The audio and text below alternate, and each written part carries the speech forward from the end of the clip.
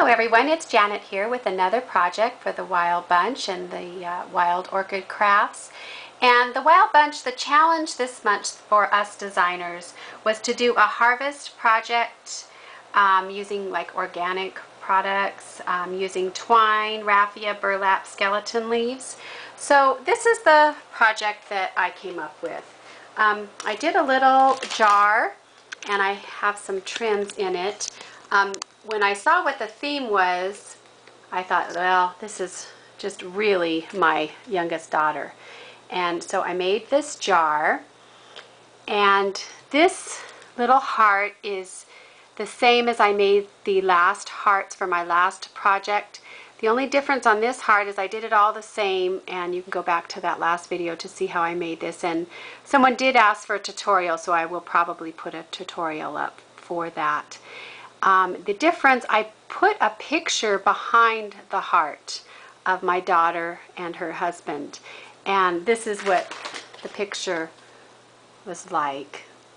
And so I just cut it out with a heart and just backed it with glue around the edges, and then behind it, to make it more finished, I covered it with linen so that it makes it finished.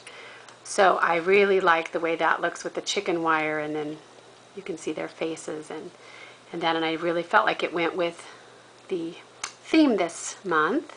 And so then in the corner of this is some vintage lace that I had in my stash, and this is one of the wooden pieces, and I actually just put a little paint and a little vintage photo over it. It is one of these mixed wooden bird, butterfly, dragonfly embellishments, WDE002, and added that up there. And then this one here is a mix from the mixed color cherry blossom pack, PM00032. And then the little guys are from, the little yellow ones are from the mixed color sweetheart blossom pack, PM00084. I wanted to add a little punch of color, and she does like yellow and orange. I'm going to end up giving this to my daughter. So this was an old jar that I found at a thrift store. It is a ball jar, and so I found it at the thrift store. I paid a couple of bucks for it. So around the edge here I put the Guipure lace, which is the cream Guipure LA00027. I just love mixing these gorgeous laces with twine and raffia. I just love the look that it comes up with. And then I have some twine wrapped around the jar here, some raffia wrapped around here, and some more vintage lace from my stash wrapped around the top. And I just used some hot glue to adhere it down. And the raffia just ties right here under the metal part. And so what I have in this jar, down at the bottom, I had some old packing material from some dishes that were packed that were 100 years old, and I've kept it and used it sparingly on little projects. But this is really old newspaper cut up to use for stuffing in an old box of dishes.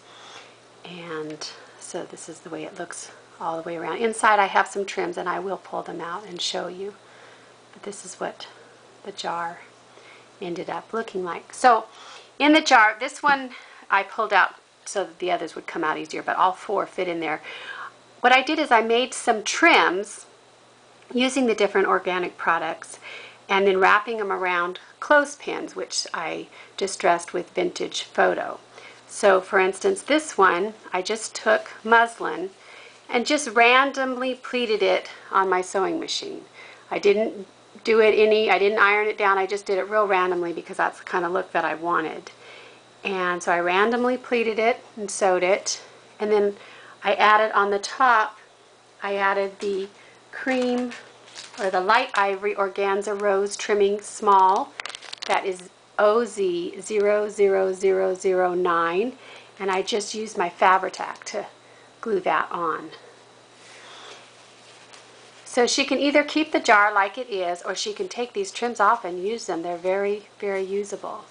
So I just wrapped them all on the clothespin like that.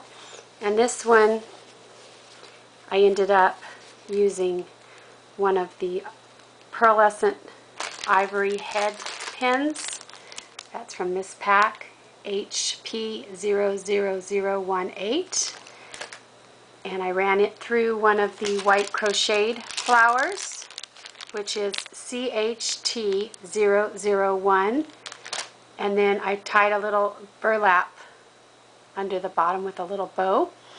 And I just used a little glossy accent to hold that down. And then I just used this to secure my trim onto the clothespin.